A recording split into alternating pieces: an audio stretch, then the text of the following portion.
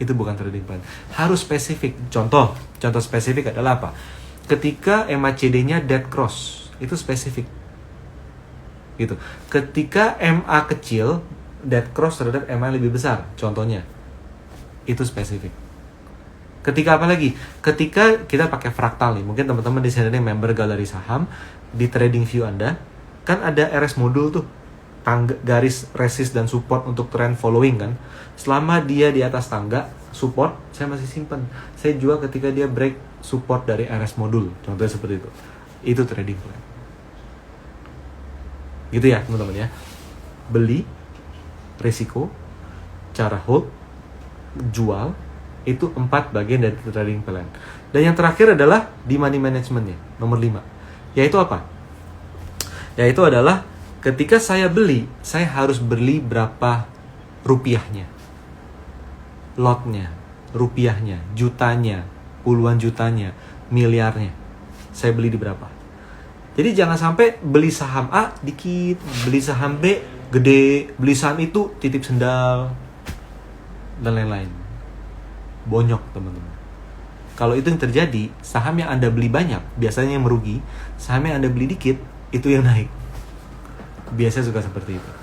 Itu dia trading plan teman-teman. Nah ini kalau saya sih aliran di trading plan-nya adalah trend following gitu. Thank you atas partisipasi teman-teman semuanya. Ini kita lihat ya, ada pertanyaan apa aja. Dari Pak Aceh Pabi. Cuan ABMM Pak Rio. Wah, asik ya Pak ya, ABMM ya Pak ya. Itu kayak ular matok Pak istilahnya Pak. Oke. Mau tanya bagaimana cara trading dengan dana terbatas dan minimal berapa saham yang bisa dimasukkan dalam portfolio. Nah, ini bagian kelima dari trading plan. Size, ukuran, teman-teman. Teman-teman, jangan merasa dana saya kurang besar, dana saya harusnya bisa lebih besar. No, pakai uang Anda apapun yang Anda miliki. Konsistenkan proses analisa dan metode. Jalankan trading plan, pakai uang yang Anda nyaman, yang sudah Anda gunakan sekarang. Jangan tiba-tiba dibikin gede. Jangan tiba-tiba Anda habis ikut live ini, saya mau injek dana deh 100 juta. Jangan. Anda habis ikut kelas systematic trading management. Nanti ada Sabtu besok ya.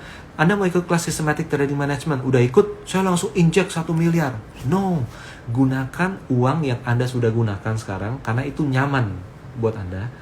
Praktekin dulu sampai pede, baru tambah duit di sana. Dan untuk money management, bagi saham 5 aja, teman-teman. Lebih dari 5 susah dipantau. Percayalah, kalau Anda kerja sebagai tour guide, teman-teman akan sadar bahwa grup besar lebih susah di-manage daripada grup kecil. Saham banyak lebih susah di-manage daripada saham sedikit. Gitu ya Pak ya. Itu dia. Nah, jadi PD itu adalah repetisi, dilakukan terus-menerus dengan dana nyaman Anda dulu. Jangan buru-buru nambah dana. Karena peluang di pasar modal selalu berulang. History repeat itself. Stock market characteristic and movement repeating every time. Nggak pernah ada istilahnya hilang peluang. Nggak ada. Sekarang saya mau cek ada pertanyaan lagi apa. Dari Zinglian. Kok kalau lagi nyangkut dalam karena nggak disiplin sama plan, trading plannya itu gimana ya? Tetap hold atau cut loss? Gini. Menarik nih. Ini menarik ditanya. Kalau nyangkutnya di blue chip, simpan aja. Tapi kalau nyangkutnya bukan blue chip, teman-teman, apapun namanya, selama dia bukan blue chip, nyangkut adalah petaka. Dan dia bisa turun lebih parah dari yang kita bayangkan. Teman-teman lihat ya, saham kayak yang dulu-dulu tahun 2020 rame. MPPA, MLPL, BABP, UVCR, apa lagi? Bank, BANK, DCII. Teman-teman lihat nggak? Mereka itu sudah minus 50% sampai 70% dari harga pucuknya. ya kan? Anda bilang 20% minus masih udah bottom, dia bisa turun lagi 20%. Anda bilang dia sudah bottom, bisa turun lagi 20%. Dan ingat, selama harga belum 50, misalnya dari 1000 tinggal 200, udah minus 80%. 200 itu bisa turun jadi 50, itu minusnya udah 70% lagi sendirian. Jadi hati-hati. Jadi nyangkut boleh nggak di hold? Boleh kalau dia blue chip, silahkan gitu. Tapi kalau dia selain blue chip, diharamkan nyangkut. Setidaknya kalau nggak mau cut loss, jangan average down. Jangan average down. Semoga menjawab Bu ya. Oke, lanjut. Oke, habis ini kita akan bahas lagi apa ini? Nih dari Pak Iwan Gustiawan. Oh, ini nih yang awal nih ya, yang media ya. Setuju, karena media sudah keluar berarti pesta setelah berakhir. Betul banget Pak. Jangan beli saham menunggu berita bagus muncul. Harganya udah naik lama sebelumnya. Jangan jual saham ketika berita jelek muncul. Kenapa? Harganya udah turun lama sebelumnya atau udah konsolidasi nggak naik-naik yang sebenarnya kita udah nggak usah beli. Gitu loh, nggak usah beli. Teman-teman, gini deh. Saya mau tanya nih. Ngomongin berita ya. Yang terjadi dulu. Ini saya ngomong ekstrim ya, mohon maaf ya, agak keras gitu ya. Kalau ada berita tentang pembunuhan, yang kejadian duluan apa? Pembunuhannya atau beritanya?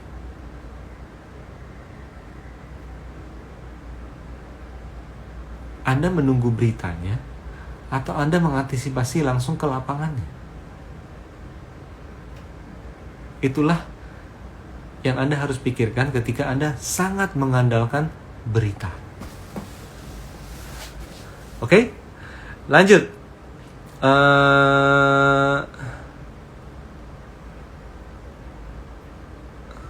Nah, dari Deka Anggawira. Buat seluruh skenario, baik skenario optimis maupun pesimis. Stop loss. Nah, gini. Ini benar, tapi kadang kita overthinking jadinya. Jadi pada dasarnya, ini kenapa sih kita di Galeri Saham pakainya adalah trend following? Kenapa? Karena kita nggak punya skenario super optimistis. Kita nggak punya skenario optimistis banget. Kita punya skenario moderat terus. Kok gitu? Iya. Jadi ketika kita sudah masuk dalam parameter teknikalnya udah positif semua, sudah mendukung semua. Ingat ya, itu nggak mungkin 100% benar-benar naik. Probabilitas selalu dianggap kisaran 70% lah. 70%. Nah, ketika 70%, skenario kita adalah skenario buruknya doang. Skenario buruknya. Kalau saya sudah beli, sahamnya take off, gagal, kena angin, turun, di level berapa saya cut loss. Tapi, kalau sahamnya take off-nya lancar, relatif stabil, naik turun biasalah, saham naik turun biasa gitu ya. Tapi stabil di atas parameter, disitulah RS modul yang setiap member GS Pro miliki gitu ya, parameternya. Oke. Nah, maka saya cukup menjaga resiko turunnya, tapi untuk peluang naik merem. Naik ke berapapun kita masih bisa tetap punya. Karena kalau kita pakai sebut angka, kadang jadi masalah adalah angka itu kerendahan untuk saham tersebut di momen tersebut. Takutnya seperti itu. Itulah kenapa trend following itu relatif menarik. Gitu ya teman-teman ya. Jangan lupa ya untuk belajar trend following, kelas Systematic Trading Management Sabtu besok tanggal 20 September. Teman-teman tinggal cek di tadi di barcode tadi, atau nanti teman-teman cek di IG story Galeri Saham. Gitu ya teman-teman ya. Oke.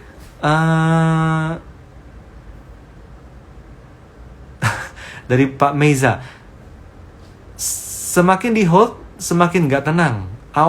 plan awal hold sampai beggar, baru naik 10% ke bawah sampai mimpi. Iya Pak, bener Pak. Jadi kadang ya, kalau kita udah punya saham, udah naik, udah 10% gitu ya, kadang kita udah mikir, aduh dia bisa berapa ya, dia kalau naik sekian, uang saya jadi berapa, itu udah suka ngawang, udah ngayal gitu ya. Yang penting kalau dia naiknya rally-nya mulus, kita tools yang paling penting buat Anda kuasai adalah trend following. Kenapa? Kita nggak pernah tahu teman-teman, saham itu bisa naik cuma 10%, ada yang 25%, ada yang 100%, ada juga yang sampai 300%. Kalau kita pernah punya sahamnya, momennya lagi ada, kita jangan sampai jual kecepatan. Itu sekali hit langsung dapat semua di sana. Anda cari untung 5%, trading 5% dapat, 5% dapat, 5% dapat. Satu portfolio Anda punya 10 saham, 5% Anda kan kayak nilainya 0,5% dalam total portfolio bagi 10 kan gitu kan. Jadi Anda ngumpulin tiap hari 0,5%, 0,5%. Tapi ketika ada satu saham yang bisa rally sampai 300%, itu kan menghemat effort harian Anda. Jangan buru-buru dijual. Nyesek yang ada. Kan gitu kan. Nah, itulah trend following. Untuk teman-teman bisa subscribe free newsletter, tulis email Anda hanya ketika live ini berlangsung di kolom komen. Nanti tim kami akan compile untuk dimasukkan ke dalam free newsletter. Besok pagi jam 8 Anda sudah mendapatkan ulasan technical trend following dari Galeri Saham.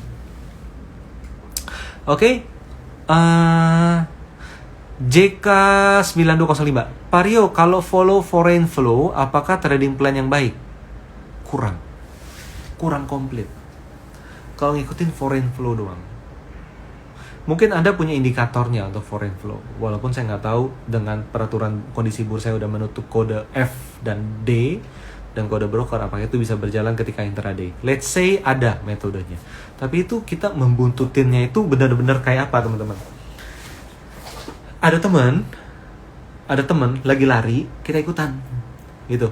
Dia belok kemana ya, kanan atau kiri, nggak ada yang tahu gitu. Dia belok kanan, oh ya gue ikut ke kanan. Ditanya sama pacar, kamu mau sampai kapan lari? Nggak tahu, ikut aja. Dia ke kanan, gue ke kanan. Dia ke kiri, gue ke kiri.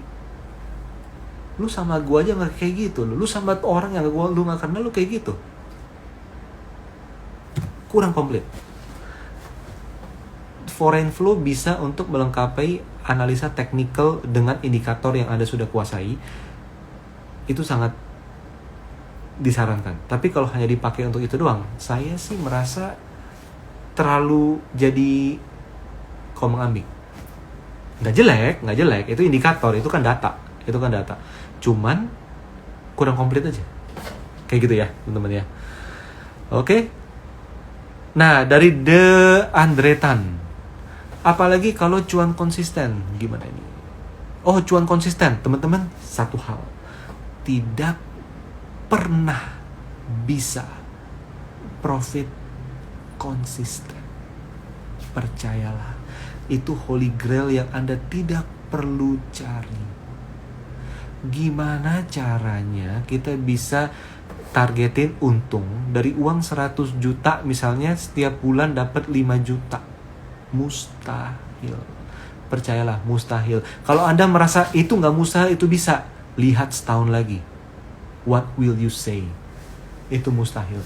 Profit tidak pernah konsisten. Tapi metode bisa konsisten. Maksudnya apa?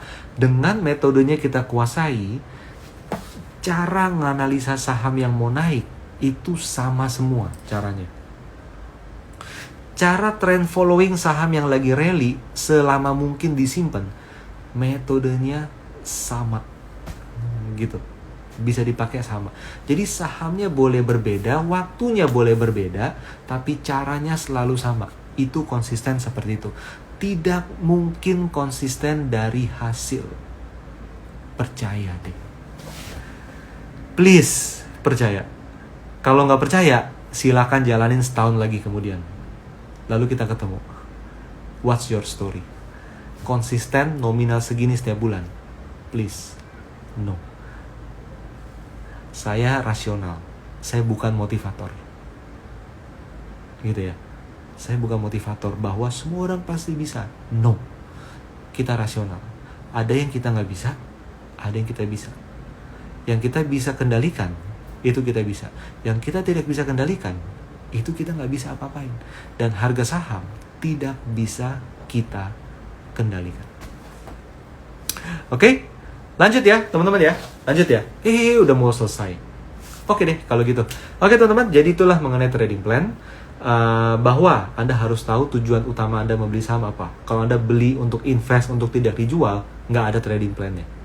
Itu investment plan. Lalu Anda harus mengetahui metode Anda seperti apa dengan indikator apa yang Anda gunakan. Oke, lalu apa? Lalu setelah itu Anda harus menguasai metodenya, karena metode dan indikator berkaitan erat dengan trading plan. Indikator beda, trading plan beda. Jadi kunci di sini adalah harus konsisten menguasai metode dulu. Jadi jangan ngomong trading plan dulu, metode dulu udah dikuasai.